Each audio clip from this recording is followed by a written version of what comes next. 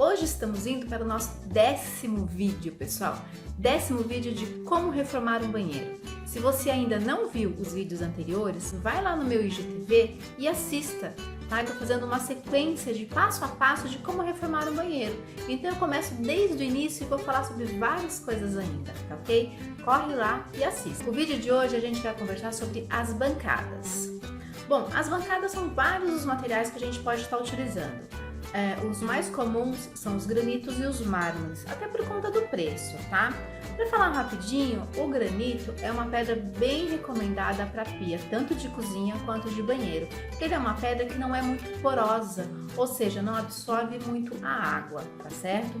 Já o mármore, ele pode ser usado em banheiro. Cozinha não recomendo, tá? Porque ele é uma pedra porosa, ele absorve a água, ele mancha com mais facilidade.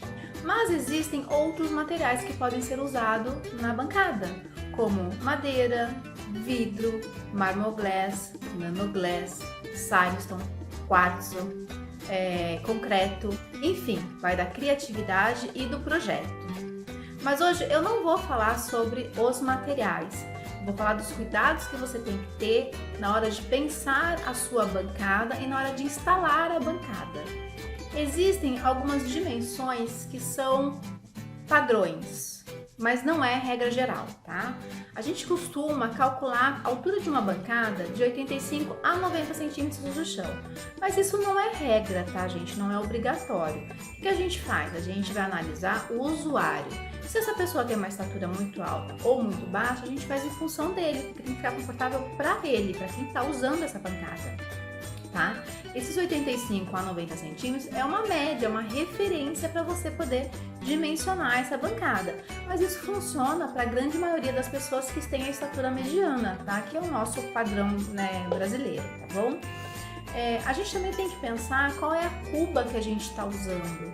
Porque se for uma cuba que está sobre essa bancada, então a gente calcula do final da cuba até o chão essa dimensão. Porque não adianta nada você calcular da cuba, calcular da bancada, e aí você tem uma cuba que está acima disso. Então você está fora do que seria uma medida recomendada.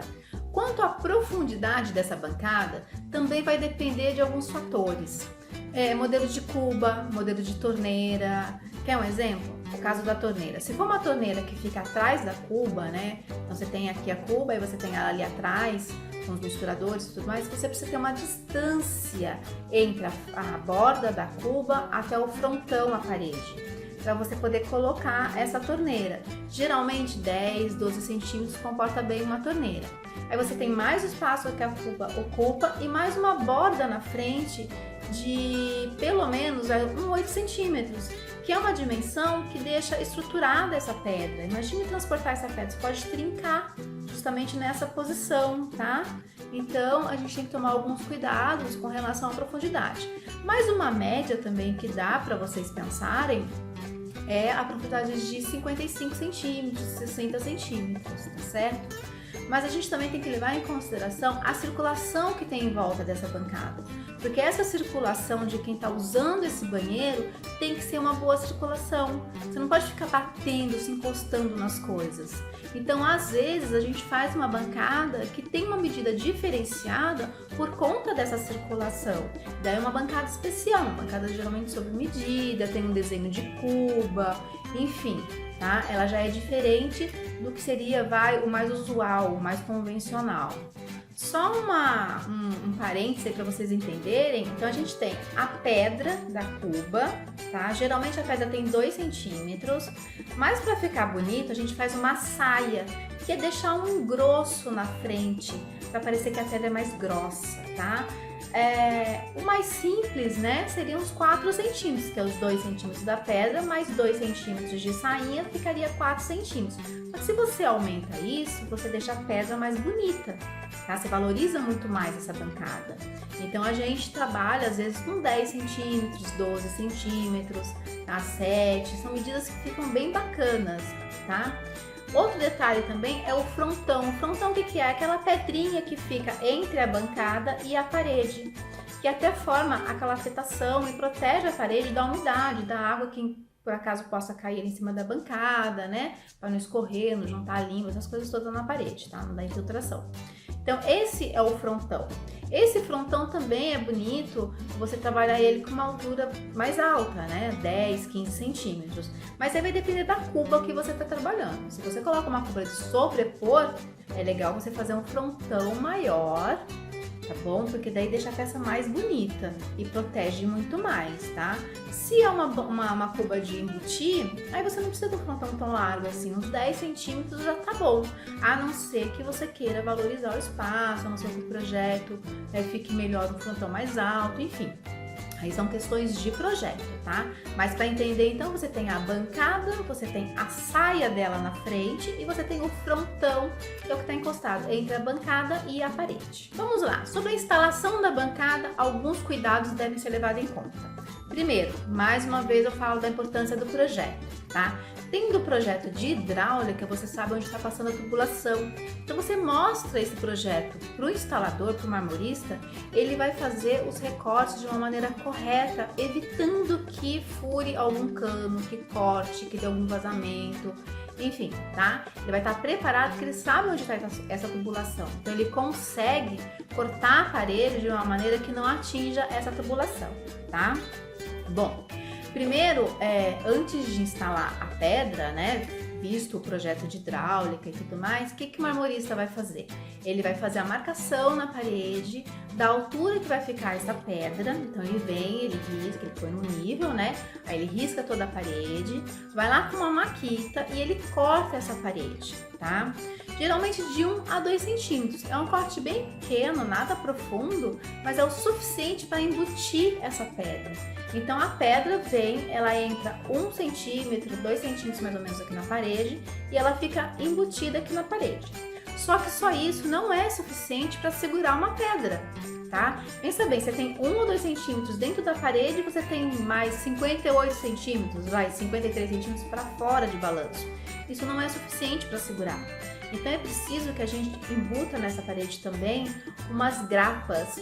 O que é grapa? Grapa é um perfil em formato de T, um perfil de ferro, perfil T que a gente chama, que ela vai chumbada na parede e essa pedra vai estar apoiada nessa grapa, tá? Então é essa grapa que vai segurar a bancada.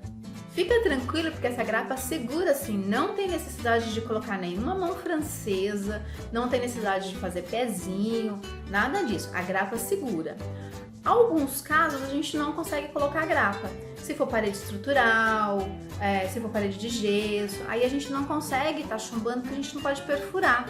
Então nesses casos a gente usa outros recursos, a gente pode fazer uma bancada com aquele pé também em pedra, tá? Então isso deixa super bonito, né? E o próprio pé em pedra, ele vai segurar essa bancada. Eu sugiro sempre a instalação das bancadas com a grapa, porque a grapa é um ferro em T que tem mais ou menos uns 3, 4 centímetros, tá? Com relação à mão francesa, que já é uma peça que ela tem aquela mão, né, aquela alavanca para segurar, a mão francesa, ela ocupa espaço embaixo da bancada e dependendo do jeito que ela foi instalada, você perde área dentro do gabinete, tá? Então eu faço uma marcação até da grapa junto com o marmorista para ver qual que é a melhor posição, tá bom? Em termos de estrutura para segurar essa bancada, para eu poder fazer o projeto de marcenaria. Então é uma coisa meio que alinhado, justamente para a gente não perder nenhum espaço interno e também para que essa grapa não fique na direção dos montantes do móvel, que são as chapas que ficam no sentido vertical, tá? Que dá de onde a gente coloca os dobradiças, né? As corrediças das gavetas, enfim, aquilo ali é o montante. Então esse montante eu não conhecido junto com a grapa, para não ter nenhum recorte no móvel, tá? Uma outra questão importante é assim, eu sempre aconselho os meus clientes a colocarem a pedra após a instalação de todos os revestimentos. Por que isso, tá? Eu não gosto de colocar antes. Porque sempre tem uma diferença, às vezes a gente troca o revestimento no caminho por algum motivo, enfim. Então, Pra gente não correr o risco de ter essa falhazinha, às vezes, de milímetros, tá? Eu recomendo fazer depois. Então, assim que o revestimento tá todo instalado, já foi rejuntado, tá tudo certinho, aí sim o pessoal da marmoraria entra com as peças, tá bom?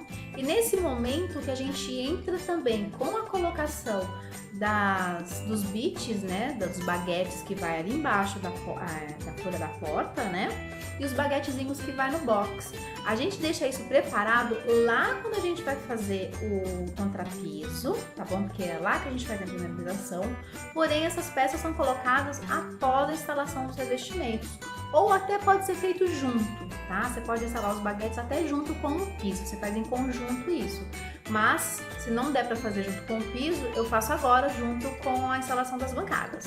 E os nichos também entram junto agora na instalação das bancadas.